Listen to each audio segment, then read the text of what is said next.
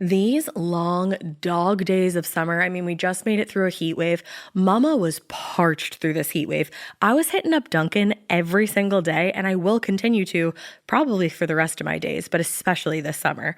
Dunkin' is helping everyone stay cool this summer with its lineup of refreshers. These drinks are packed with bold, fruity flavors and served ice cold. It's amazing. Dunkin' refreshers are the perfect afternoon pick-me-up. I like to start my morning with them personally, and then sometimes I go back for a second one because I'm just feeling crazy. They come in a variety of delicious flavors, including fan favorites mango pineapple and strawberry dragon fruit. And then for a limited time, there's black cherry and there's pink pineapple. I'm going to tell you something right now, and it's a bold claim, let me tell you, but I stand behind it. Pink pineapple will change your life. It is so good. It has me feeling like I'm sitting in a pool, resort side, just living, honey. It's so yummy.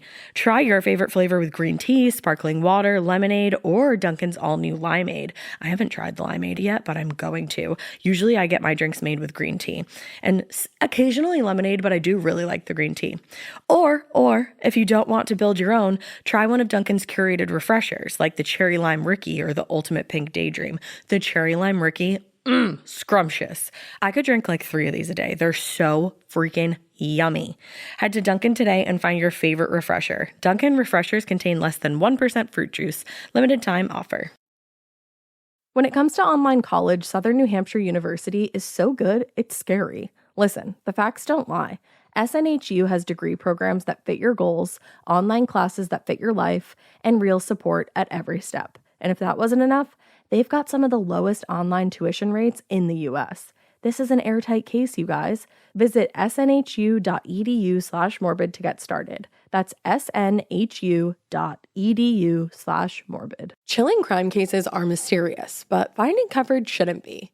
With the State Farm Personal Price Plan, you have options and can personalize your plan to help create an affordable price so you can get back to cracking all of life's bigger cases.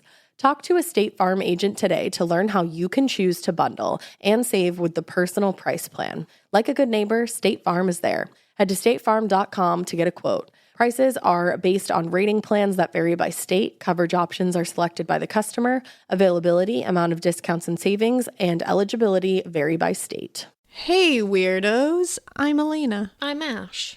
And this is Morbid.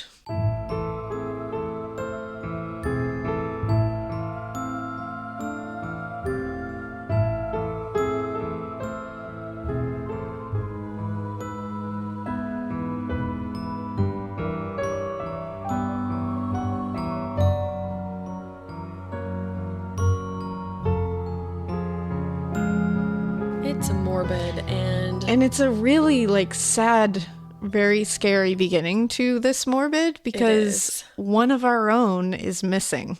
Yeah. I think Ash has most of the information in front of you, right? I do, yeah. So our listener, Gabby Petito, is missing, and she was last seen on August 25th in Grand Teton, Wyoming. She was headed for Yellowstone National Park, and she was traveling in a white 2012 Ford Transit van with her fiance. They were headed north around the time that she disappeared, but she apparently is no longer traveling in the van.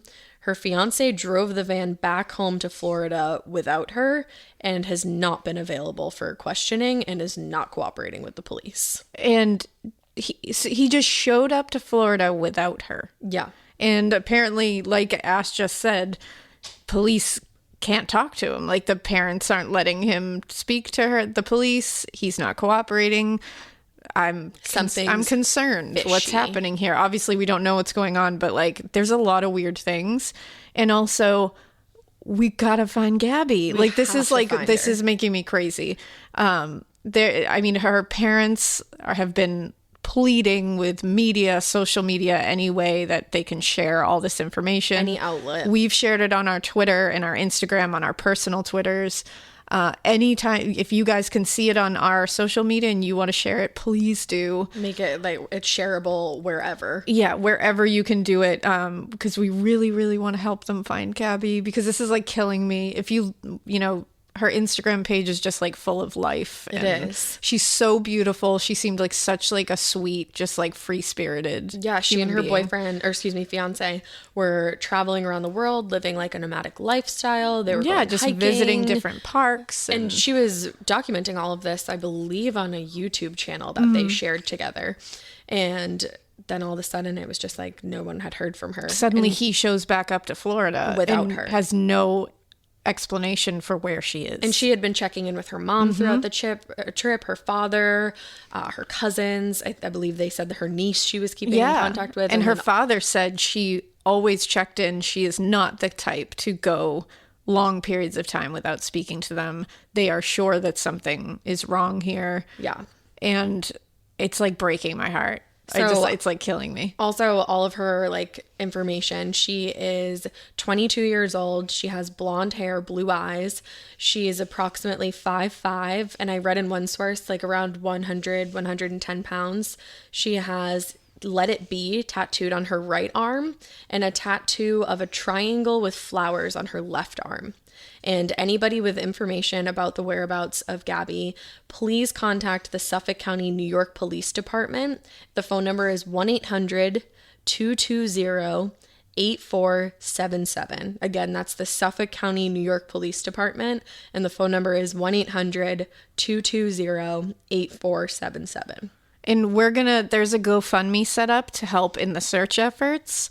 We're going to post it in the show notes in case you didn't. I try to remind everybody what the show notes are because I know some people don't know what they are. I didn't before I started doing a podcast, so don't feel bad. But the show notes that we talk about when we say we're going to link something, it's just in the description of this episode. So wherever you're listening to this episode, that little description under the episode name, you can hit see more, and that's where all the links are going to be. So we're going to put the GoFundMe link in there. Even if you can throw $5 at it, anything. If you can't, that's okay. Just share the information.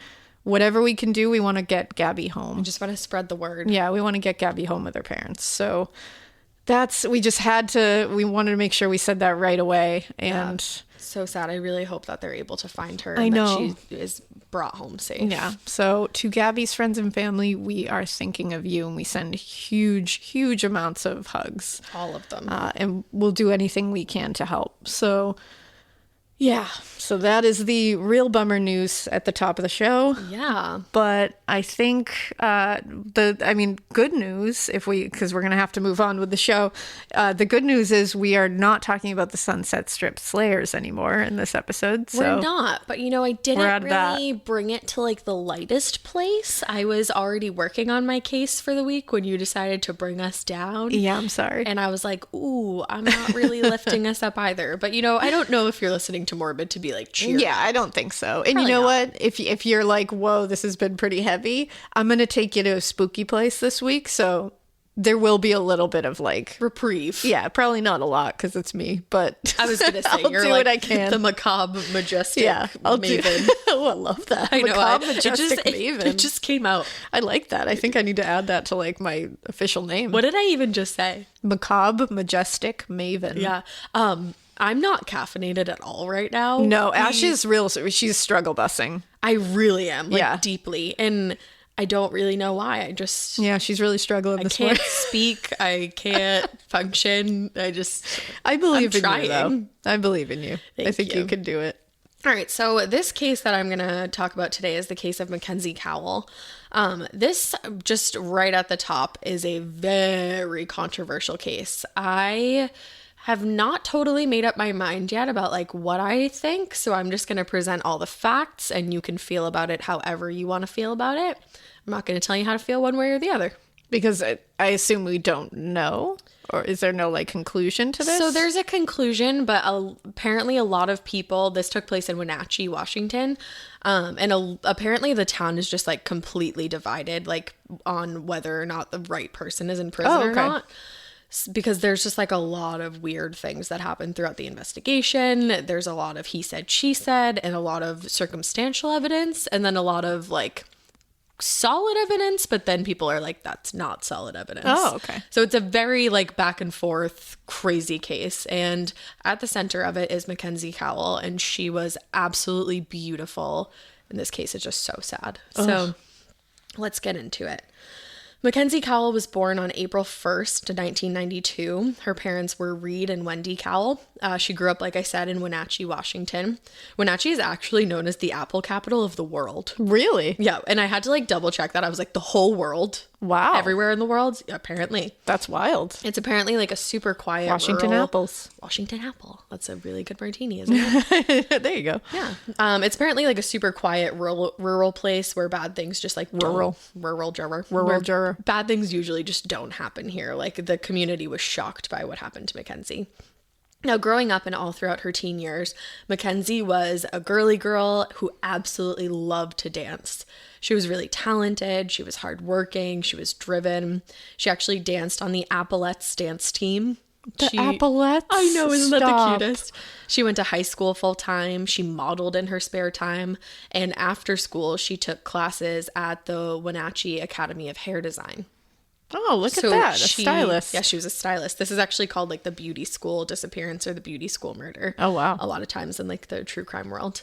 Now, Mackenzie's stepmother said of her dancing, she loved to dance, dance, dance. Anywhere she went, she danced. Grocery stores, gas stations, anywhere if a song came on, she would just break out in a boogie.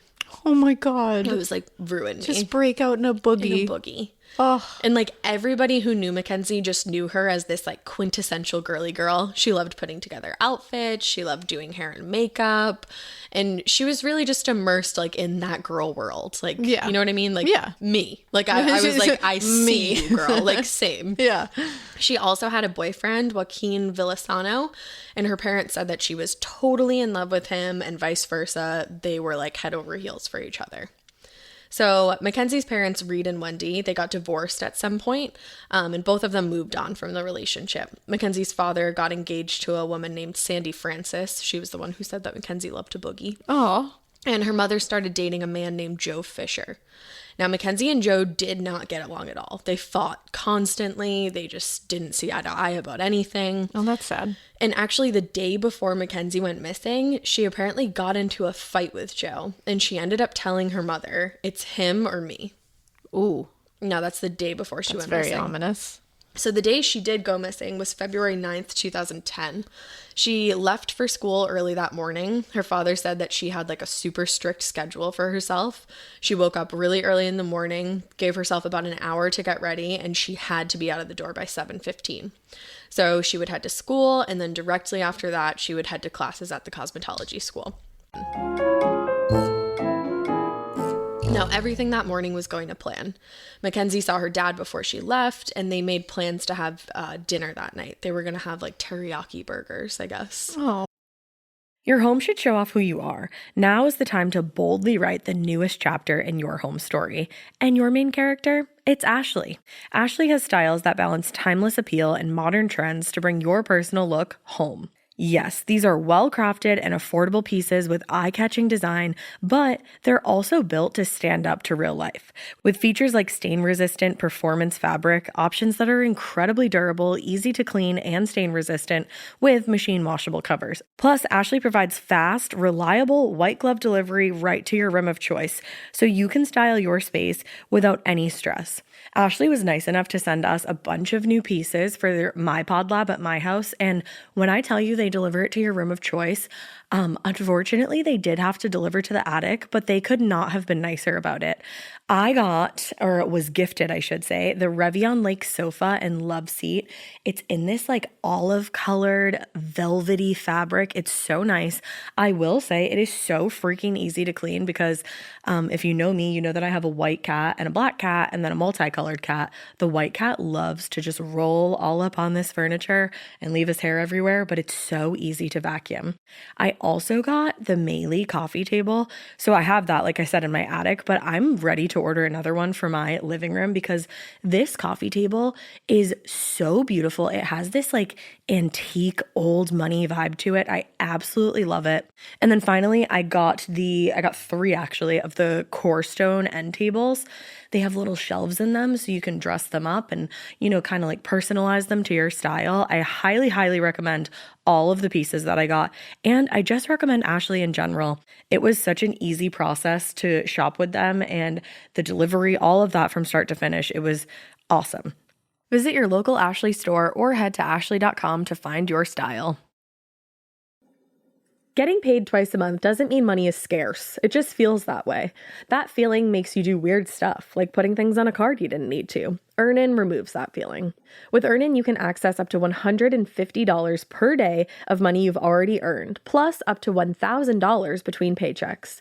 Standard transfers take 1 to 2 business days with no mandatory fees, and expedited transfers start at $3.99 and cap at $5.99. 5 million people are already on it, and honestly, it's wild it didn't exist sooner. Download Earnin on the App Store or Google Play, spelled like earning money without the G. Type in Morbid under podcast when you sign up. It'll really help the show. Earnin is a financial technology company, not a bank. Access limits are based on your earnings and risk factored. Standard cash outs take 1 to 2 business days with no mandatory fees. Expedited transfers available for a fee. Tips are voluntary and don't affect the service. Available in select states. Terms and restrictions apply. Visit earnin.com for full details. And Mackenzie and her dad were like super, super close. They had like daddy-daughter dinner dates all the time. Like, oh, okay, just ruin me. Yeah, like they would have like root beer floats, like orange floats together, like any kind of float, and they would all like call each other on cell phones. Like she'd be upstairs and like call downstairs and be like, what kind of float should we have? Like, they were just really close. Super close and just like really cute. But she just wouldn't have missed their dinner date for anything. Yeah. So she did make it downtown that day to the Academy of Hair Design. So her morning went to plan. She went to school. She made it to hair school after high school. Okay. Now, around 3 p.m., she asked one of the other students, do I need to sign out if I'm only leaving for 15 minutes? Okay. And it's unclear what exactly she was going to do. Some of her classmates assumed that like maybe she was going to grab a coffee or something. That would make sense. Yeah, they like nobody really knew exactly. Yeah, for 15 minutes, it's like she's just running to do something quick. Yeah, exactly, like a quick errand. Yeah. And she was known to go to like a certain coffee place, so they were like, makes sense. Yeah. But the last video of her movement shows her stepping out the back door of the academy. She heads up the stairs to the parking lot and walks to her car. And that is the last known video of Mackenzie Cowell. Really? So she texted her boyfriend, Joaquin. She said, hey. And that would be the last text he would ever get from Mackenzie. And that was the last time anybody heard from Mackenzie. Really? So Reed said that beauty school got out at 5 o'clock. So he called Mackenzie at around like 5:40 to see how close she was. Because remember, they're going to have like teriyaki burgers tonight. They have a whole plan. And her cell phone went straight to voicemail, which he said was really weird. That was like very unlike Mackenzie. Like her phone would have always been charged and on. Yeah. So he texted her a couple more times. At one point he was like getting annoyed that she wasn't answering. And so he sent her a text like, hello, like I'm getting irritated. Like, why aren't you answering? And then more time went by and she wasn't answering that text message. So he sent another one and was like, I'm not upset with you. Like, I'm sorry. Like, I'm just concerned. Where are you? I'm starting to panic. Exactly. I'm starting to panic. Time kept passing and Reed was getting more and more worried. And then about 2 more hours went by and he got a call from the local police. And they said, are you missing your car?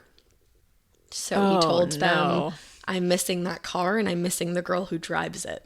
Oh, are you kidding me? Now, Mackenzie's car was registered in her father's name. So as soon as he got that call, his stomach must have just sank. Hearing, are you missing your car? And knowing that your daughter, who you have not been able to get a hold of, is in that car. Yup. Must be one of the worst things you can ever hear. I can't even imagine. Like where your mind would go and where your heart would drop. I can't even And I just fathom. picture him like getting their dinner like ready Yeah, to like he's just trying waiting. to figure it out and like pass the time as he's waiting for her to come back, and he's probably sitting there like, oh, it's gonna be something silly like her phone died or but That kills me. she never came That home. really kills me. Now, her car was found just 2 miles away from the Academy of Hair Design. It was found on a rural road. That's so hard to say. It is called Pilcher Canyon Road.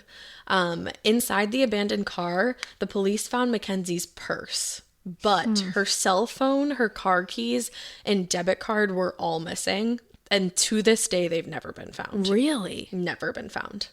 Now, anyone who knew Mackenzie and was like close with her knew that her purse went everywhere with her. She wouldn't have gotten out of the car without the purse. No. Now, later on in the investigation, the police would speak with 3 witnesses that described a similar-looking man walking down a road right near where Mackenzie's car was later found. Okay. They all said that this man was wearing a dark coat and that he was in the area between 4:30 and 5:30. One of the 3 had like a slightly different description of the man than the other 2, but like eyewitness accounts are just like the absolute worst. It can be real tough. And that's really like the only place that goes. Like, Yeah. it's not super prominent. Because it's hard. It's hard to know what you're supposed to believe and what people really saw. And if the timing is even right, because Yeah. one person's 5:30 is another person's 6 o'clock. Oh, yeah. And there's been plenty of times where I have trusted my own like memory of someone. I'm like, no, they had a beard. Right. Like, I'm like, they 100% And then have like a beard. I'm with you and I'm like, that person didn't have a beard. And then we'll see it and I'm like, they didn't have a beard. Where did my head conjure a beard? And where did I convince myself that it was 100% true? because your brain naturally fills in the missing pieces. Like it literally, that's what dreaming is. That's why it's so hard. Eyewitness accounts are so hard. They can be great and they can be so detrimental. Like honestly, even like the eyewitness accounts always make me think of the Lacey Peterson case. Yeah. Because there's so many eyewitness accounts and all of them are different times and they're all messed up. Oh, yeah. It happens in so many cases. Yeah. So back to this investigation. 4 days into it, on February 13th, Mackenzie's father got a call from the FBI. Oof. And they told him that Mackenzie's body had been found. Now, trigger warning, this body was found in a very disturbing way. She was found laying in the shallow water of the Columbia River in an area called Crescent Bar, and she was about 15 feet away from the shore. This was an area where people would like go and party, like from around that area. She was 48 miles away from home. Wow. Yeah. And her car was found like 2 miles away from the beauty school. Wow. Yeah. Now, there were various injuries noted to her body. She had been stabbed multiple times. There was blunt force trauma to her head. She had a head wound. Oh my God. She had been strangled, and there was a deep neck laceration. And then on top of all of that, whoever had done all of that to her also tried to saw her arm off. What? When her body was found, the knife was still stuck in the tissue of her shoulder. Stop. Like the knife was literally like they just like gave up in the middle of it, which is interesting to me because it's like, did somebody come and startle them? Like, that is outrageous. yeah. And to leave the weapon Yeah. in the wound? Right. That's like so frenzied and so unorganized and so strange. Well, and I think the whole manner of how she was killed was so frenzied and unorganized and because so it's brutal. like they clearly like tried multiple things. Yeah. Wow. That's like, ugh. Yeah, it's chilling and it's It so really sad is. because you look at pictures of her and you're like, So she's just like a girl that I would have gone to high school with. just or her like whole a girl life in I would have front been of a her. friend with. Like, she just looks like somebody you could see walking down the street. yeah, it's whenever you like, obviously any victim you look Of and you're like, you have course. the rest of your life in front of you. But when it's like a teenager or someone younger, you're just 17. like, man, you had decades of life who were to you live. gonna be? Who are you going to be? Exactly. I think 'cause that's the saddest part. when you're that young, you don't know who you are. Like, No. rarely do you know who, if somebody did, like, kudos. But, like, I definitely didn't know who I was at 17. And it's like, I never really found out who I was till I was, like, 30. Like, that's Well, and, when I really felt, like, comfortable with who I am. And it's like, they never get a chance to feel that, like, total comfort in who they are. Because I someday, think life you know? experiences kind of teach you who you are. It's just like it adds, like, such an extra bummer to it. It does. Well, so the police obviously had to look into the family. Of course. But they said Mackenzie's parents were never real suspects. Like, it was just a formality. Yeah, you just have to. Now, someone that they were very interested in talking to multiple times, though, was Mackenzie's boyfriend. Obviously, in any case, the significant other is looked at for obvious reasons. Of course. And this case may have started off like that, but it definitely seemed like there were other reasons why Joaquin was being looked at so intensely, like people say. For a while, he was told that he was the only suspect. Oh. He was interviewed a few times, like on multiple occasions. He was given multiple lie detector tests, and he was told multiple times that he kept failing one particular question. Huh. And the question was, do you know who killed Mackenzie? Wow. So obviously he was saying that he didn't know who had killed her and that he hadn't, but the detectives were not happy with that. And he said that they also asked him multiple times whether or not he was a gangster. And he was like, I'm not a gangster. And also, like, what? Yeah. What? Seemed to be like a little bit of racial profiling. I was just going to say that on. seems to be a little bit of like a, very pointed question there. Yeah, super pointed question, because I'm like, and he was like, no, I'm not. Like, I'm just dating this beautiful girl who was just brutally murdered. But like, thank you Thanks. for like making this all about me being a terrible person. Yeah, because I'm not. Like, cool. So almost 800 people were interviewed during the search for Mackenzie's killer, and her family just felt like it had to have been someone she knew, because like we hear in a lot of in a lot of cases, Mackenzie wouldn't have gone off with someone that she didn't know. Yeah. Like she wouldn't have gone anywhere with someone she didn't trust. Yeah, you know whether someone is that kind of person or not. Yeah. You know, a person that's more comfortable doing that. Exactly. Now, Mackenzie's mother, Wendy, her boyfriend Joe was also looked into, especially because of that fight that happened where she said, like, Yeah. it's either him or me. That comment was really chilling. Yeah, for sure. But he had an airtight alibi, and according to the police, they completely cleared not only him, but Joaquin as well. Oh, good. So I mean, neither of them did it. But Yeah. then it's like, okay, so who the fuck did I know, this? because you're like, good. I don't want it to be her mom's boyfriend or her boyfriend. Like, No. that adds a whole nother layer to this. But then immediately you're like, but who So did who it? did it? Now I need to know who did it. So now this woman comes forward. Her name is Liz Reed, and she said she knew exactly who killed Mackenzie. Oh. And that she saw a snuff film of the murder. And that the snuff What? film was taken by the killers, obviously, who she knew personally. Honestly, like, as like out there as that sounds, like, whenever you hear snuff happens. film, you're like, what? Like, no. It happens. Like, the worst things in the world happen. And then on Yeah. top of it, how brutally she was murdered does kind of lend itself to something like that. I think so as well. I'm not saying that that's definitely what happened. Obviously, I have Neither no am I. idea. I'm just saying, like, okay, I could see a connection to It's that. interesting, at Wow, least. that's really fucked up. So the woman, again, was Liz Reed, and she was working with the Wenatchee Police Department already at this point as an informant. She was enrolled in college full-time. She was a straight-A student, but she also had connections to the drug world, which is why she was an informant. At the time, she was selling OxyContin, and she was also struggling with an addiction herself. Oh, okay.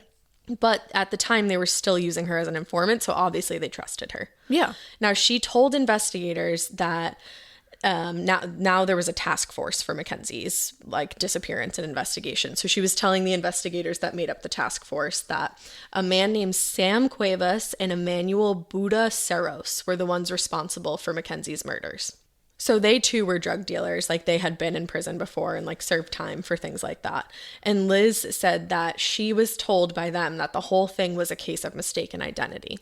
Oh. Now, apparently, Cuevas and Sirois had mistook Mackenzie for someone else who they thought was also working for the police. No. And that's why she was killed. They thought that she was an informant. Liz Reed. I can't even fathom this. Liz Reed said they told her that this is horrible. They had to choke Mackenzie twice because the first time they thought that she was dead and then she wasn't. And then she said that Sam Cuevas told her, quote unquote, we choked that bitch to shut her up. What? Now, for me, it is interesting that they said they choked her twice because she had that super deep laceration. Yeah. So I'm like, that's interesting. Like, Yeah. That's just something to look at. For sure. Now, she then got into further details about the knife that the killers had used. And remember, it was left there. And she was correct about the knife that had been used. And had they released this information? And at that point in the investigation, this was information that was being held close to the chest. So that was a turning point in this case. Yeah. Maybe this girl was telling them the truth. This is exactly why they hold that kind of stuff back. So somebody comes forward without the information from the media and they can corroborate it. Exactly. I said corroborate it. Wow, did I do that to you? You did. I definitely did. Your spirit passed into me. Corroborate. Now, according to the investigators, Liz Reed threw the entire entire investigation into overdrive. And a lot of the investigators working on that task force thought that they had their guys. Like, they were full-fledged ready for this. I mean, that seems like a pretty solid case. It makes sense. But then they got another tip from another informant named Theo Keyes. Now, Theo wrote a letter to police while he was in prison for exposing himself to a barista. Oh, Just that. very specific crime. Yeah, he definitely was troubled. Yeah. It was said that he struggled with a lot of mental illness as well. Okay. So worth putting out there. Yeah. The letter stated that they should look into someone that he was quote unquote friends with. This person was named Christopher Wilson. Okay. Now, Chris Wilson was actually one of Mackenzie's classmates at the Academy of Hair Design.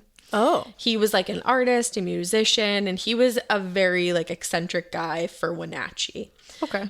People like to point out that a lot of his artwork was really dark, that he dressed differently, he wore dark clothing, he dyed his hair black, he liked the show Dexter, Same. he had a tattoo of Hannibal Lecter. I would too. You know, they It's were just, all right. They I were can't. really just pointing out like all the dark, macabre things about him. The stuff that only matters after If the fact. something like this happens. Yeah, and that stuff that gets so hairy. It's not fair. Yeah. People also look to the fact that he worked at a funeral home as a red flag when he became the prime suspect in this case. I don't think that's a red flag. Of course it's not. Even after the fact. I mean, People have to work at funeral homes. It's a job. I mean, I'm not just saying Immediately. that. It's like, No, you're an but if autopsy somebody technician. I just don't think that's a indication of somebody being a murderer. No, it's not. I really don't. Well, and his mother had an explanation for why he worked at a funeral home. She said that actually he decided to start working for a funeral home because of an experience that their family had had. So Chris's mother, Kathleen, she had been married to a man who actually legally adopted Chris, and then they went on to have another son together. Now, unfortunately, years later, he passed away when he fell from like a 3-story hotel window. Oh. And the reconstruction they did on his face looked nothing like him. And it was really horrible for the family members Of at the course. funeral. And at that moment, Chris decided that he wanted to get into the business so that other families wouldn't have to suffer like his. I mean, was that's like, maybe I can do a better job. That's a great reason. Yeah, if that's the And reason. again, I don't know anything I don't know this case, so I don't know what the deal is here. I can see why after somebody gets named as a murder suspect that you're going to point. The Sherwin-Williams summer sale is here. Get 30% off select paints and stains or 35% off their newest product, Emerald Symmetry, July 17th through the 27th. Whether you're looking to refresh your interior or your exterior, they've got the colors to bring your vision to life. And with delivery, getting everything to your door is easier than ever. Shop online or visit your neighborhood Sherwin-Williams store. Retail sales only. Some exclusions apply. See store for details. Delivery available on qualifying orders. Every good detective needs a partner to support them on important cases. Think of a State Farm agent like your sidekick, there to help you along the way in your search for coverage. State Farm can help you choose the coverage you need, whether it's for your home, car, boat, or even RV. With so many options, it's nice knowing you have help finding what fits for you so you can get back to solving all of life's bigger cases. Go to statefarm.com or use the award-winning app to connect with a local agent and get a quote. Like a good neighbor, State Farm is there. To all these quote unquote strange or unique things about them to be like, look, because sometimes it matches. Exactly. Sometimes it works. But I think it's like a really slippery slope. It is. Because it's like a Hannibal Lecter tattoo doesn't make you a serial killer. No, he's not a people real have- he's a fictional character. Well, not only that, he's a fictional character, and people have tattoos of actual serial killers, but that doesn't mean that they're murderers. Exactly. It's like, dude, is it in poor taste? Sure. But Yeah. like, but that doesn't make them a murderer, No, you know? It just is a exactly. totally different set of... Or even I think of on Halloween when tattoo shops will do those specials and you can get a butcher knife tattooed on Yeah. you. People do that all the time. That doesn't mean that you're a murderer. Exactly. And it's like, sure, it might not be for you. Right. But it doesn't make someone who gets it a murderer. No, That's a very dangerous thing to start completely connecting what you have on your body with being an actual serial killer. Exactly. Like, I think it's just a very dangerous connection to make, because then we're really showing people that like judge a book by its cover. Exactly. And judge a book by like what they do as an occupation. Like, that's not fair. And the other thing was, that wasn't the only thing he had done in his life. He hadn't like specifically only worked at funeral homes. Yeah, he had worked at some funeral homes, but he also had been in the army. He had also worked at like a bike shop. He had worked at like a hotel. Like, he'd worked in like plenty of different places. But of course they're going to stick to the, it's like the death industry doesn't mean that like you're obsessed with death in a way that is like gnarly and unsavory. Mm-hmm. You can be fascinated by death and want to work in the death industry and not be fetishizing death. Exactly. Like, I am fascinated by death and what happens after we die. I'm not fetishizing it. I'm not, you know what I mean? I'm happy that you said that, because whether or not Chris Wilson did this, I do think that they painted him so much in that light, because they were like, he was like so interested in serial killers and learning about them, and he was fascinated by death. And it's like, you know, like, you could say that about a lot of people. Exactly. All like, you know, true crime podcasts, any, you know, medical podcasts, any medical people, like people who work in the medical field are fascinated by death, because it's like, it's a blanket. It is. It's a blanket generalization that I think can be tough. And that's not to say that I don't think that he did this, because I personally haven't made up my mind yet. So see, and I literally know nothing about this case, so I have no idea if he did do it. I just think it's something we like shouldn't always do, is like point to what they look like and what they wear. Exactly. As a reason to pinpoint them as a suspect. That's my whole point. Because and we won't harp on this for much longer. No. I'm just saying, like, and I always, you know, bring it back to Ted Bundy. Mm-hmm. Nobody believed that he was a serial killer just by looking at him. He looked like straight-laced he didn't look guy. the part. So he was involved in politics. They don't always look the part. And he did some of the gnarliest shit you could ever do. I mean, he was a necrophiliac. It's like, let's not just look at somebody and be like, well, they're weird. Again, like, I think we've said it before, like Karla Homolka. Like, yeah, they called them the Ken and Barbie killers because they looked like Ken and Barbie. Like, it's just slippery slope. It is. But back to Theo and that his was our letter. PSA. PSA, don't judge people by their faces. Exactly. And tattoos. Now, back to Theo and his letter. Theo's letter said that the police should look into Chris Wilson because he had an interest in dead bodies, serial killers, and he had said that he liked to cut people up. Okay, that's weird. Definitely weird, but weird. Also, like, do we have video of him saying that? Like, do we know for sure that he said that? Like, no, but I mean, like, somebody saying that somebody said that is a little strange. Oh, absolutely. I will say that. Oh, it's really strange, and it gets stranger, and that's why I'm like, every time I was like, but wait, I was like, oh, shit, and then I was like, but wait, and then I was like, oh, shit. Because, again, it obviously doesn't prove he did it, but it's like, that's a strange thing to say. It's a strange thing to say. You shouldn't like cutting people up. No. And this is a strange thing that was also stated in the letter. Apparently, a woman had told Theo that Chris had come up behind her at a party and started strangling her, but then he stopped out of nowhere and acted like it didn't happen. Oh, that's fucked up behavior. That's fucked up. Yeah. So that's the thing. That's why I'm like, yeah, that's fucked up behavior. Don't know what's going on here. Again, has nothing to do with what he looks like. That's just fucked up behavior. Right. Now, apparently the police also got another tip from another woman saying that Chris Wilson should be looked into as a suspect in Mackenzie's case because he had told her that he killed a woman in a hotel that he used to work at. And he did so by strangling her with a belt.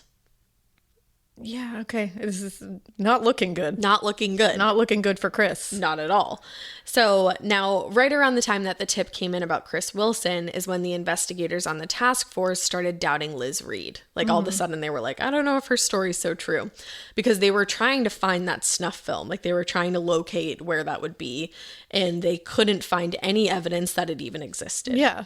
So they confronted her about that, and they said that that's when she, quote unquote, changed her story. Uh-oh. Now, she didn't really change her story, though. Oh. She just retracted what she had said. And this is where things get weird, because a lot of the articles that you read say that Liz Reed outed Sam Cuevas and Emmanuel Sirois so that she wouldn't be looked to as a suspect. But why would she even be looked to as a suspect at all? Yeah. So then I was watching the video of her explaining why she retracted her statement. And the way that I took her saying it was that she recanted the statement about Sam and Emmanuel because she felt threatened by the police, that she had to retract her statement or then the murder might get pinned on her. Okay. I'm not saying that's what happened, but that's what it sounded like she was saying. Like, that's what it sounded like. Because technically retracting your statement is changing your story. Okay. Because you're now saying that story didn't happen. Right. So you're saying, but I mean, like, she didn't change like any details or anything. She just like took it all away. Back. Exactly. Yeah. And the way that she said it was like she felt like she had to, or this was going to be pinned on her if she didn't change her story. Okay. But then like a lot of people are like, no, she didn't want it pinned on her, and that's why she took her story away. And I was like, if anything, that would make you look less credible, and then it might get pinned on you. What a tangled web this is. I can't. I'm like, I don't know. See, I don't know. That's the thing. That's why I'm like, I have no idea. And girl, it only gets more tangled. I'm just gonna take these facts that come out, and I'm gonna be like, I don't know. Me too. And I think it's sad because it's like a lot of people feel that way. And it's like at the center of this is Mackenzie. And her family. And exactly. It's like, did they feel this way? Like, did yeah, they? like I have and to have literally no idea. Right. Yeah, that's just like a real, like to not, I don't know if you'll say it later, but like I hope they feel some kind of closure. I'm not entirely, I think it seems like they did. Like I watched the 48 hours and it seems like they were like, okay, like we have, we'll get there. So, but why would they want her to retract her statement when so many of them believed her for a good while? Now, a lot of people think, now like this is where I say like the community is divided, because some people think that the murder was pinned on Chris Wilson at this point because it had been like a good like 6 months or so into the investigation with nothing. Now, it really wasn't going anywhere and they were apparently getting desperate. Now, this case was suggested a lot in our inbox. I think I said in the beginning, and everyone pointed out that everybody had different feelings. And half of the people think that the wrong person is in prison. So let's get into like a little more about Chris Wilson. Yeah. He was going to cosmetology school, by the way, because his mother and her husband opened a salon in town and he wanted to help his mother run the salon. So that's why he was in hair school. I was also going to think, I would think that cosmetology would be helpful in funeral home to if you're looking to get into like embalming and the postmortem makeup and all that. I feel like cosmetology school would help. Yeah, exactly. If that's what you're looking to do. Exactly. But it's interesting because then like his friend said like he didn't really want to work at the funeral home anymore because the bodies creeped him out. So like his friends were saying that it creeped him out, and then other people were saying like he said that he liked to cut up dead people. Yeah. So it seems a lot of back and forth. But back to February 9th, the day that Mackenzie went missing. Chris Wilson is seen on the security footage from the school leaving out the same back door as Mackenzie not too long after she leaves. Okay. Which is weird. Yeah. Now, when he was interviewed by police originally, he said, yeah, he knew who Mackenzie was, like they went to school together, but that they didn't really talk. And he willingly gave them a sample of his DNA. Okay. So it took a week for the DNA to come back. And when it did, they brought Chris Wilson back into the station again. This time, they asked Chris Wilson if he had ever been to Crescent Bar, where Mackenzie's body had been found. He told them that he hadn't. And then they asked him if that was so, then how would his DNA have ended up there? So couple that with the fact that the Crescent Bar was only a few blocks away from his apartment. The police were zeroing in on him. They told him he was under arrest for the murder of Mackenzie Cowell. And at that moment, he immediately asked for a lawyer. I mean, all this seems pretty good to me. Yeah. So Chris's family, and you might think this name sounds familiar, they hired famous defense attorney John Henry Brown. Oh, hey. Yep, Bundy. There you go. He represented Bundy, Colton Harris Moore, the Barefoot Bandit, and Sergeant Robert Bales. He's like a list. He's a very controversial lawyer. Yeah. But John Henry Brown claims that Chris Wilson was being framed for this murder and that it wasn't the first time Wenatchee was doing this. Now, he recalled a case in Wenatchee that he had actually worked on in the mid-90s where a ton of people were wrongfully convicted of sexual abuse in what he called the Wenatchee witch hunt, and which became known as the Wenatchee witch hunt. Really? Now, he was the one to get some of the cases dropped for a bunch of clients. I'm going to link this really good Washington Post article in the show notes to give you like a little more about that case. But the gist is that in Wenatchee in the mid-90s, there was this officer named Robert Perez who was promoted to a detective during a time where there was a lot of child sexual abuse cases going on. That's awful. Now, this guy was trained really quickly, and he was the only investigator working on these kinds of cases, but a lot of people felt like he wasn't qualified for the job and that he was like placed in a position of power when he shouldn't have been. Now, later, he and his wife were fostering a child who I'm just going to leave nameless for this. Yeah. She started having like horrific recollections of essentially a child sex trafficking ring that involved like hundreds of people in the community. What? But the more and more involved it got, there were people being accused that like definitely didn't have anything to do with it because they weren't even living there at the time. So like fingers were being pointed at people, and it seemed like fingers were being pointed at people if they spoke out against this whole thing and like doubted it. It literally was like the Salem witch trials. Like it was like a witch hunt. People said that Perez would, quote, pick people out and target them. Now, eventually, this child, like the foster child, named over 90 different people who had abused her particularly and got other children to say things about what had happened to them. But over time, her stories started becoming less credible because, like I said, she was like saying people had done it that hadn't even been there at that time. And then other children admitted that they were lying. Oh, wow. This is messy. It's super messy. And children also came out later and said that Perez had intimidated them into lying about some kind of alleged abuse. Now, Perez did admit later that he would destroy his notes from cases. What the fuck? But not before a ton of lives were like totally destroyed and everything just like died down. But people went to prison for this. Well, that people all lost sounds everything bad they all had. around. But it became the witch hunt of Wenatchee. And these kids are like are having to go through all this like traumatic. Oh, it's just like it's a case within itself that we'll definitely never cover because I can't get into children's stuff like that. But again, I am going to link that Washington Post article. It goes like very into detail, and it was interesting to read about. Okay. Heartbreaking, but interesting. Wow. I've never heard of that. Neither had I. But that was what John Henry Brown was referencing. And he was like, this isn't the first time Wenatchee has like pointed out people that are different, because like, a lot of the people that were pointed out in that case were like illiterate people. They were poor people. They had some kind of unique thing that they were kind of like the outskirts, like people, like the oddballs, quote unquote. Yeah. Now, he was able to get some of his clients' charges dropped in that case, or he had them plead guilty for less harsh sentences. Okay. Now, he's known as a defense attorney to have his clients plead like guilty to lower sentences just to get them like basically to get them plea deals. For sure.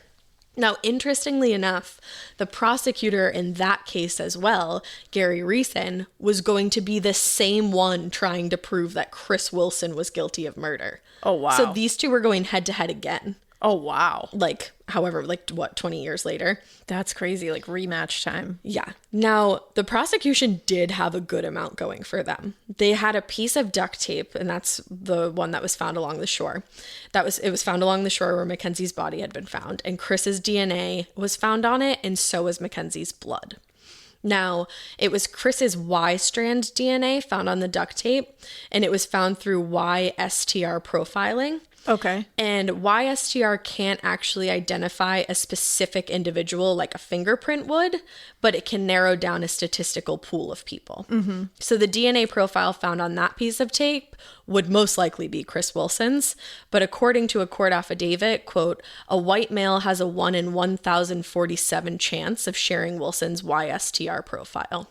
Okay. Now, that sounds like a big number, but it's really not. But it's just so that like his profile would be shared by his father, his grandfather, like maybe even like some of his brother. Like it's intense. Yeah. Now, obviously, a slim chance that like it was somebody else's DNA because 1 in 1,047. It's a coincidence. It's a coincidence. It's not his that it happened to be the guy that they're looking at. But because it's not like a fingerprint or something like that, it's not as compelling. It's not as compelling, and it's enough that would provide reasonable doubt to a jury. For sure. So, the prosecution had more though. Now, this is where I'm like, okay.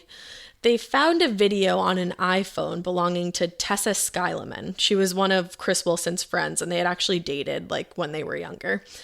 His mom said that she was like a daughter to her. Oh, wow. Now, the video is of she and Chris cleaning up his apartment when he was moving out. And they seemed to be really concerned about the cleanliness of the apartment.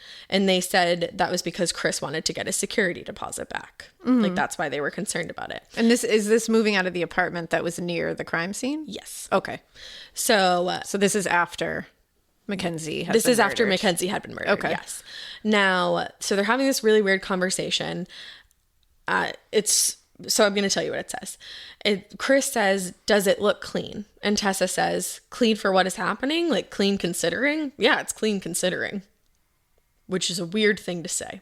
For what is happening? Yeah, like for what is happening. I was like, what does that mean? And then they found another video of Tessa going into the apartment alone. And they say that she moves a coffee table and zooms in on where they ended up finding Mackenzie Cowell's blood. They end up finding her blood in that apartment. Oh, okay. I mean, to me, that's case closed. Case closed. So they say that she zooms into the blood and then she like goes into the bathroom and takes a video of the bathroom. And then the video ends with her face in the mirror. The police believed that it was obvious that she was looking for blood and saying that the apartment was clean, considering the fact that Mackenzie had been murdered there, because she's sitting there saying considering the fact. But according to Chris and Tessa, that specific area of the carpet had been damaged during a party, and that's what they were saying when they were saying like clean considering what happened. Well, I mean, it was found to be her. Getting scared is one thing. Getting a thrill is, well, you want more of those in your life. The Genesis GV70 is built to thrill, baby. A thrilling yet elegant design always makes driving the GV70 an exciting adventure. Its powerful athletic stance screams performance and turns heads. Everybody's looking at you, girl, or boy, or whoever. Command the road and experience a class-leading standard 300 horsepower. Oh my God. Plus, discover the different dynamic drive modes for all different terrains. Choose between the different terrain modes for whatever road conditions you may encounter. The Genesis GV70's award-winning technology and performance lets you drive with comfort and drive with confidence all at the same time. It's an exciting SUV with intuitive tech that can make your ride smooth even when the road isn't. And its blind spot cameras allow you to see what's next to you. It's like having eyes on the side of your head. That's pretty iconic. Its performance, by the way, is measured not only in power, but in how it makes you feel confident, sexy. The Genesis GV70. Learn more at genesis.com and feel the GV70. Okay, let's have some real talk, just one-on-one for a second. I know you know this feeling. You start your period and the only pad that you have available is uncomfortable. It's like crunchy and weird. We can literally start our car from our phones, but we're still settling for crunchy, uncomfortable pads. Girl, listen, when you're looking for softness and protection, Kotex has you covered. They are changing the game with a completely redesigned lineup of pads and liners that are designed around what women actually want, like Kotex Bamboo. Kotex Bamboo has a 100% bamboo-derived viscose top layer that provides ultra-soft protection, which means you don't have to worry about feeling itchy or uncomfortable. It's like the worst feeling ever. It's gentle on the skin and it's made without fragrance too. Check out Kotex.com for more details on the new and exciting launch of Kotex Bamboo, available in regular, heavy, overnight, and daily liners. Every flow covered. Now available at retailers nationwide. Blood. It was found to be her blood. That's it. Right. I mean, how do you explain that? So, Tessa actually ended up being arrested on suspicion of obstructing an investigation and rendering criminal assistance. She was arrested and held on $29,000 bail, but she was able to post the bail. In the affidavit for the case against her, the police also claim that there's photos of her lying on the floor where the blood was found, quote unquote, posing like a dead person. But she said that those photos were taken after she passed out from being drunk at a party there. And then the police said that her boyfriend at the time came forward and said she didn't know where she was posing. Like she didn't know that the blood was found there. And that Christopher Wilson had instructed her to pose there like that. That's what one of her boyfriends said. But she had told the police that she had passed out in that area. And then, like, for some reason, he took a photo of her. So there's, like, 3 different stories happening. Yeah, there's like 87 different stories very shady. So Chris's defense tried to argue that the blood had been planted in his apartment and that there was no evidence proving that it hadn't been. Except for the video of her zooming in on it. when they were just there. But they're trying to say that that was a stain from a party, like that it wasn't blood, because it also like wasn't super dark in that video. And then I don't know. So they also argued that there would have been much more blood found in the apartment because of the manner in which Mackenzie was stabbed, but her blood was only found in that specific area, like that one cutout of the carpet. And they also wanted to note that Mackenzie was stabbed and that her jugular vein had been cut. I was going to ask if there was like, because that would be a whole different of blood. And so her jugular vein was cut. And remember, they tried to saw off her arm. Yeah. And the prosecution had a point for that too. Remember, I told you Chris Wilson really liked the show Dexter. Yep. They said that he was infatuated with that specific serial killer. So maybe he had taken notes from the show and laid out plastic. That was their... Okay. Which, okay. Sure. Now, all of that... I mean... Sure.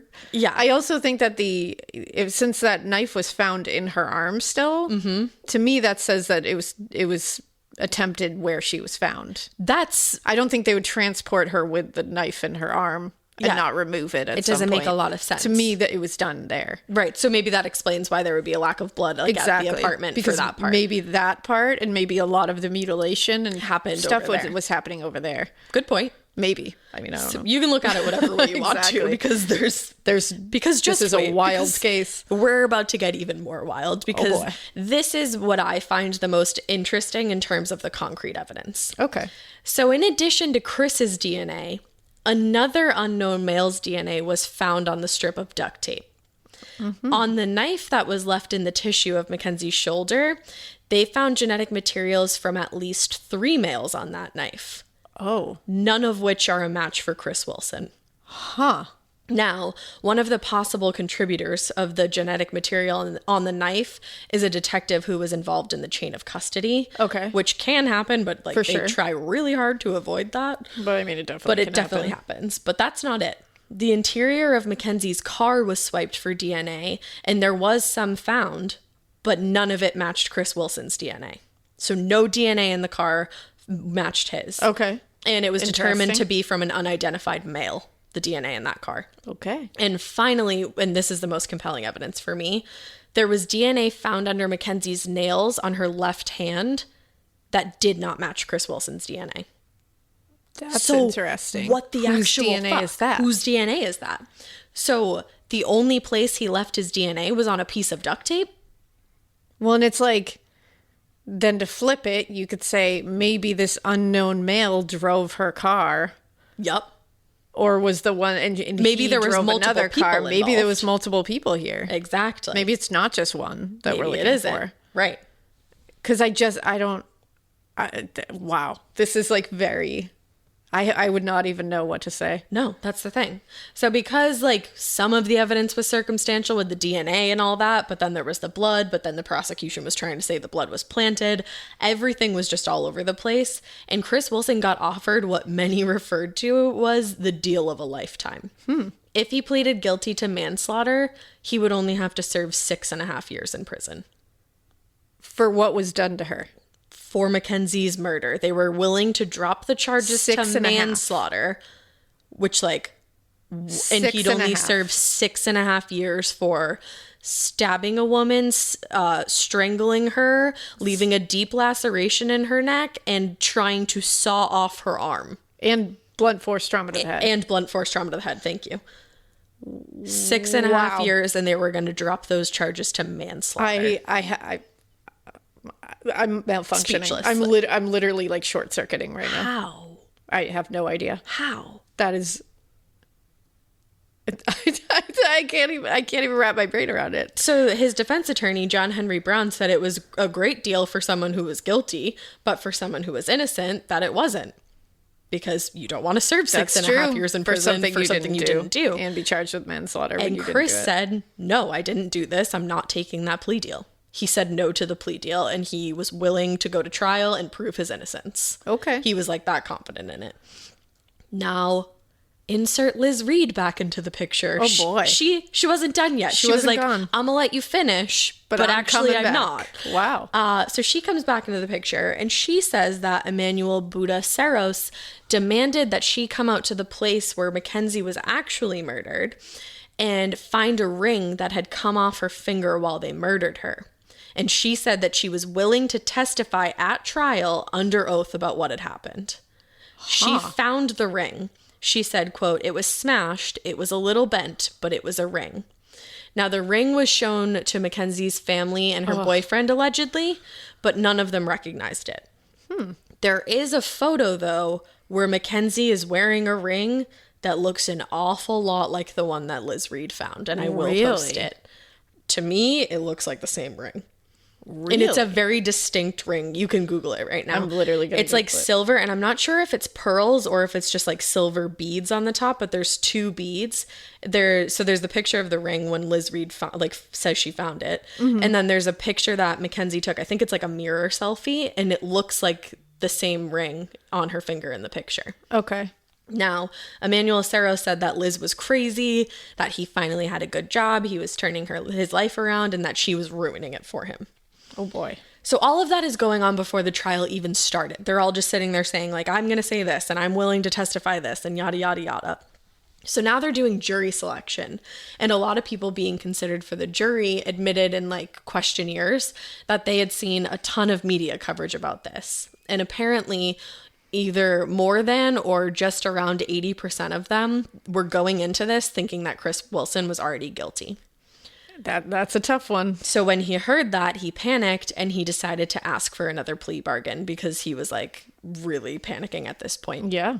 But in order to get this plea bargain, he needed to write a full confession, and that would be in exchange for 14 years in prison. Jeez. So if he really was innocent, he really should have taken that first one. I was just going to say, wow. Chris Wilson agreed to that.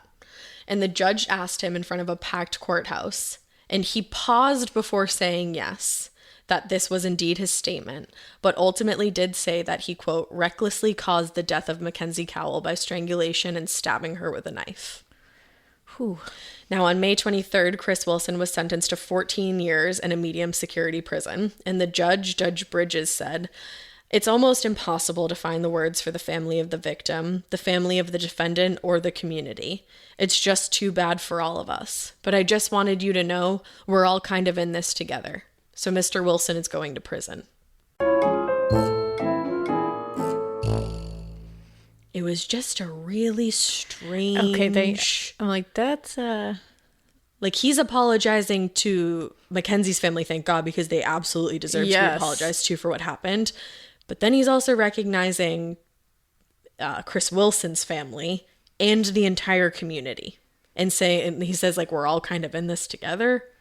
I mean, I get it. At the same time, like, at first I'm like, that's a strange way of saying it. But then when I think about it, I'm like, well, yeah. This rocked a community. Because no matter what, it's like, you can't blame Chris Wilson's family if he is the killer. So you're going to say, the time, like, they're also victims in a different way. Mm-hmm. And then the community obviously felt very connected to this case and this young woman. So... Yeah. So in a way, they all were wrapped in it So together. It is like, and it's not like he sat there and was like, "Sorry, Chris Wilson, for like having to sentence you." So it's one of those things where like this whole case, like you look at it one way, but then you look at it another way, and you can kind of see, you're like, because when you're coming at it, like when you can come at it from like, oh, maybe he didn't do it, then things start turning different ways in your head. But then when you come at it from the other way, it turns the other way. Right. It's hard. There's a lot of gray area for me in this case. Like, I'm glad I went into it not knowing this case, because I'm trying to look at things both ways, and I can tell you right now, I don't know. Me either. I don't know. Okay, I'm glad that you don't I don't know either. if they got it right. I don't know if they got it right. It seems, I don't know. It's the DNA stuff is what throws me a little bit. Because that's the thing. Because as soon as they were like, her blood was found in his apartment, I was like, oh shit, like, he case did closed. this. Like, there it is. You literally said case closed. But then it's like, all this other DNA was found like on her actual body and on the murder weapon, and he didn't do it. But then you're also looking at it like, well, he really liked Dexter, and like Dexter's really good at cleaning. Like, well, one of the main things, and of course, again, I don't like looking at what you watch or what you listen to, because if that's the case, I'd be locked up. Like, Oh my it's God, just look at our Amazon clearly. like libraries. Yeah, it's not a good thing to do. And Dexter is one of my favorite shows. Yeah. John and I were obsessed with Dexter. I had like the same blood spatter analysis photos that he had in his like laboratory. I like that you said had. That I have them. I haven't hung them up though because children. But it was before we had children that I had them hung in our living room, and then I had to take them down because We would just be like at a lot. Christmas, like, oh, we're at Alaina's. yeah, and I'm like, there they are. But I loved that show. I still love that show. Can't wait for it to come back. But one of the things that is really like specific to Dexter's character and his, you know, his whole role as a serial killer is, one, he kills bad guys. So that's the That's the not other that it's thing. really like, great, but on top of that is that he is methodical. Mm-hmm. And that he has a room set up ahead of time, and that he puts the tarps down. He's always wearing gloves. He's always wearing a full suit. So not even a speck of anything could be found on him because his whole life was training to never be caught. Yeah. So it's like maybe somebody who was into that and was already feeling those feelings, sure, could take notes and say, I need to cover myself completely to not get caught. Absolutely, that could happen. It doesn't make it like, you know, Dexter's fault or something. But No. I also think that's like a stretch in a way because what you watch but I don't know. Well, and then it's like, okay, so can we look into like his bank account? Did he buy sheets of plastic anywhere? Well, that's what Like, I'm wondering. I'm like, do we have any evidence that shows that he bought plastic? But it or didn't anything? sound. If they had that, they would have presented that, and I didn't find that anywhere in my research. But it also doesn't mean that it isn't. But also, he Part could have of bought the it evidence. with cash. Yeah, and exactly. Went somewhere where they didn't know. Like, That's the thing. It's like it's hard. Anything could have happened in this case, and I feel like there's just so much that you're left to kind of Fill in. piece together to make up your own mind. And at the end of this, I was like, my mind isn't made up. No, I don't know. Right. I hope they have the right guy in Of prison. course, because you hope Of that course, I hope that. justice is being served. And I hope that the family feels closure, and I hope that it's all. I hope that's the way it is. Yeah. For the Mackenzie's family and those who cared about her and knew her, I hope that the right guy is in prison and that closure is there. and that they That's feel my that hope. closure. Like, I hope that for Yep. them. And I can see why he's in prison. Absolutely. But it's like, I mean, her blood was found in his apartment. that like you is said, compelling. Case closed. That's real compelling to me.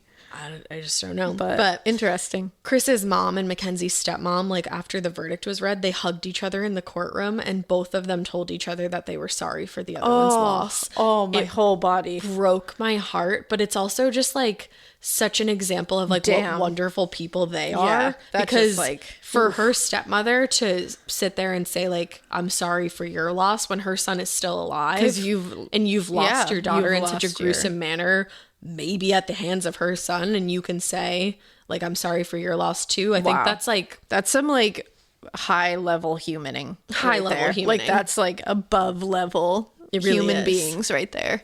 Now to we're be able not to do that. done yet. We're not done. We're not done.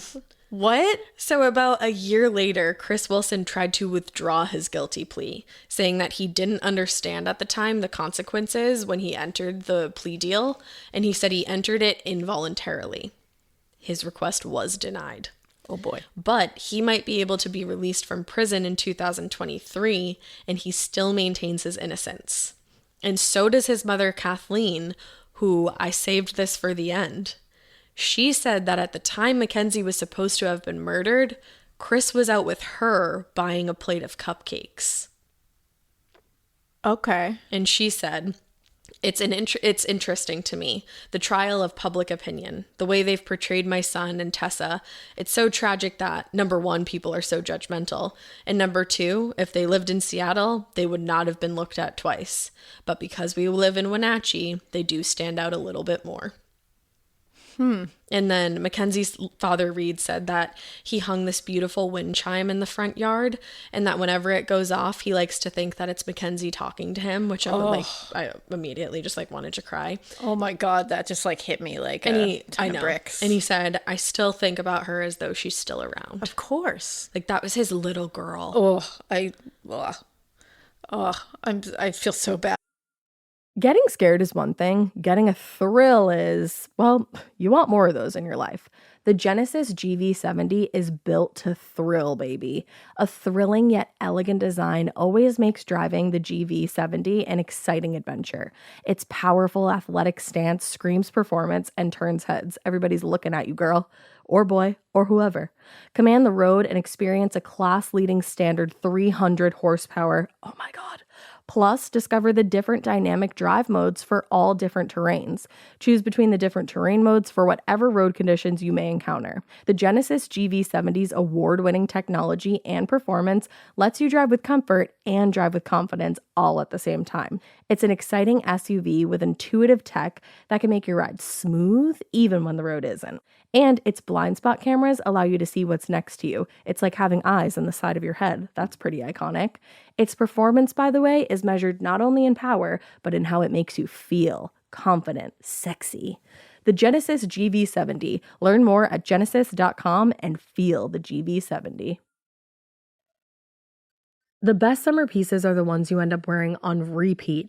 Comfortable, versatile, and somehow right for almost every occasion. Quince makes it easy to create a summer wardrobe that you'll love, with elevated essentials made from premium materials like European linen, organic cotton, and washable silk, without the traditional retail markup. I love that! Quince's 100% European linen pants, dresses, and tops are the pieces that you absolutely will reach for all summer long. I absolutely love their linen. I have so many pairs of their linen pants, which you can dress up or you can dress down in the summer. Like, say you're going to a nice dinner, you can pair it with like a silk shirt, a really cute necklace, some good, makeup and an updo. Or if you're just looking for a more casual look, you can do the linen pants with like a loose button-up shirt and you still look really chic, kind of like, I don't know, Diane Keaton vibes, I kind of think. Also, it's not just apparel. Quince also offers elevated essentials for your home, from bedding and bath to kitchen essentials and furniture. They have it all, honey. I am a big lover of Quince, and I really do think you will be too. Make your summer wardrobe feel easier. Go to quince.com/morbid for free shipping on your order and 365-day returns. Now available in Canada too. That's QUINCE.com/morbid for free shipping and 365-day returns. Quince.com/morbid. Like, that's I feel just so like bad really for him, and her mother and her stepmother, her whole family. It's just, that's horrific. It's horrible. Wow. But he might be being released in 2023. Wow. Because this happened in 2010. So yeah, I didn't even think of that, because it seems like such a recent thing. I know, like when it you're does. talking about it. Because I was like, wait, how is he going to be released then? I'm like, oh shit, it's almost been 14 years. Because when you said 2010, I was like, wow, so this is recent. Then I'm like, no, that was 11 years ago. Which like, is insane. whoa. Yeah. But wow. I don't even know. So guys, what do you think? Yeah, I gotta know what everybody thinks. I didn't get to listen to the episode yet, but I also saw that they covered this case on the First Degree pod. I was just gonna say, I think they covered this, because it seemed familiar. So now I want to listen to what they think. Yeah. I try to listen to like episodes after the fact so that my mind doesn't get all like jumbled up with information. Yeah, exactly. Like I want to make sure I'm giving you like my point of view. Yeah. And then now I'm going to go listen to like 78 podcasts about this and I see what need like to Tilly know. Jensen thinks. And Yeah. Like, I gotta know. It's interesting. Wow. That's really horrifying. Yeah. And I feel for her family. In such a big way. Yeah. But we hope you keep listening. And we hope you Keep it weird. Just stop this weird. Yeah. Don't hurt people. Yeah. Please.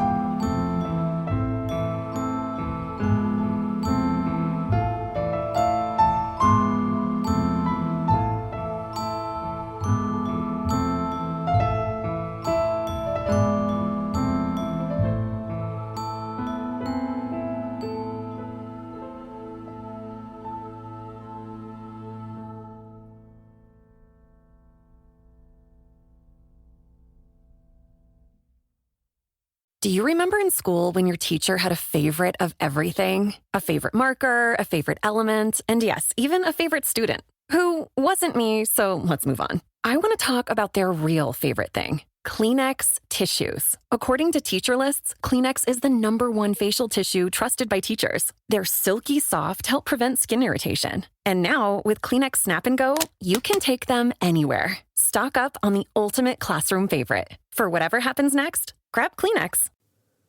You know that feeling when you come home late from work and those puppy dog eyes just pierce right through your soul? Or when you're packing for a trip and your cat refuses to leave your suitcase? Yeah, we've all been there. Pet parent guilt is real. And you know what? It's completely normal. That's exactly why Hill's Pet Nutrition exists. They understand that being a pet parent means being human, with all of our imperfections and daily juggling acts. Hill's science-led nutrition helps you give more love than humanly possible. Whether it's those long work days or trying to balance attention between multiple pets, Hill's Pet Nutrition gets it. They've created science-based nutrition that supports your pet's lifelong health so you can feel confident even when life gets hectic. Because you're only human, there's Hill's. Science does more. Ready to let go of the guilt? Find the right food at hillspet.com/podcast. That's hillspet.com/podcast.